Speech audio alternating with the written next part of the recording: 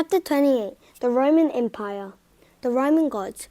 We learned earlier that the Etruscan tribes of Italy went to Greece to buy and sell. In Greece, they learned about the Greek gods and heard Greek myths. And when they came back to Italy, they passed these stories along to the Romans. The Romans took the Greek gods as their own, worshipped the gods of Greece, but they called these Greek gods by their own Roman names. Do you remember Zeus, the king of the Greek gods? He made the golden apple so that he could start the Trojan War on earth. In Rome, Zeus was called Jupiter. He controlled the sky, the moon, and the weather, wind, rain, and thunder. Today, we call one of the planets in our solar system Jupiter, after the Roman name of the king of gods. The planet Mars is also named after a Roman god, the god of war. And do you remember the god of the sea, Poseidon?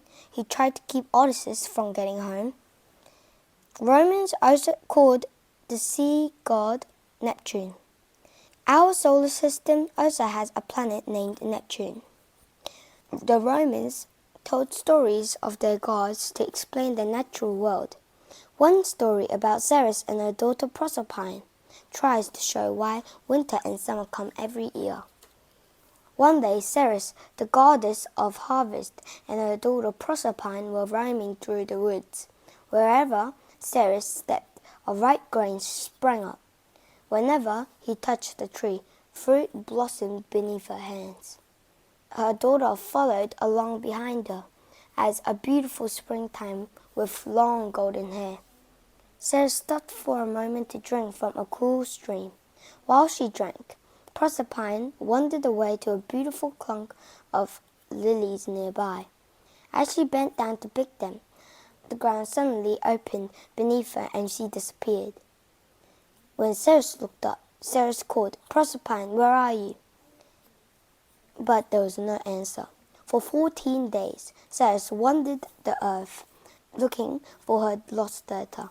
Finally, Ceres met a nymph who whispered, "I have just come from the underworld, the land of the dead. I saw your daughter there. She was chosen by Pluto, the king of the underworld, to be his wife." When she saw her, he fell in love with her, and the ground opened up beneath her so that she could walk through into the land underground. When Ceres heard this, she was furious. "I have helped this ground to bear crops," he shouted, "and this is how it rewards me.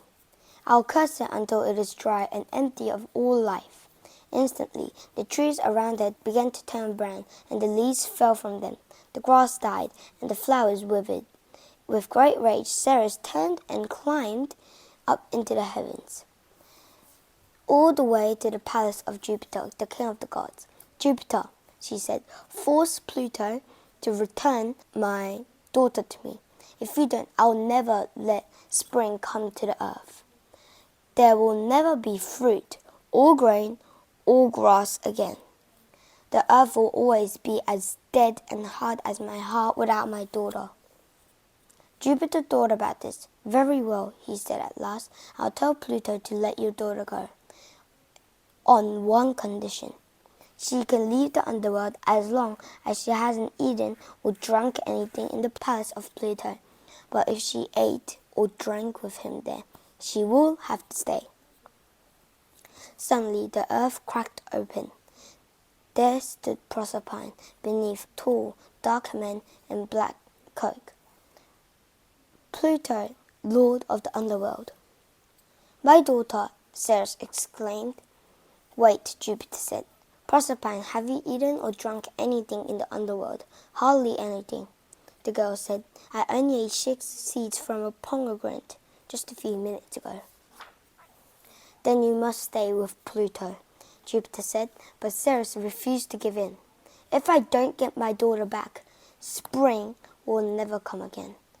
Jupiter considered the case carefully. At last he said, "She only ate 6 seeds, so for 6 months, half of the year, she must stay in the underworld with Pluto.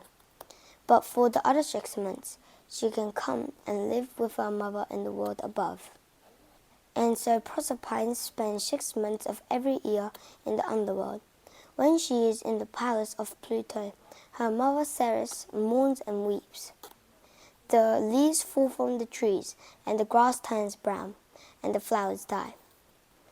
But when Proserpine comes back to her mother each spring, Ceres rejoices.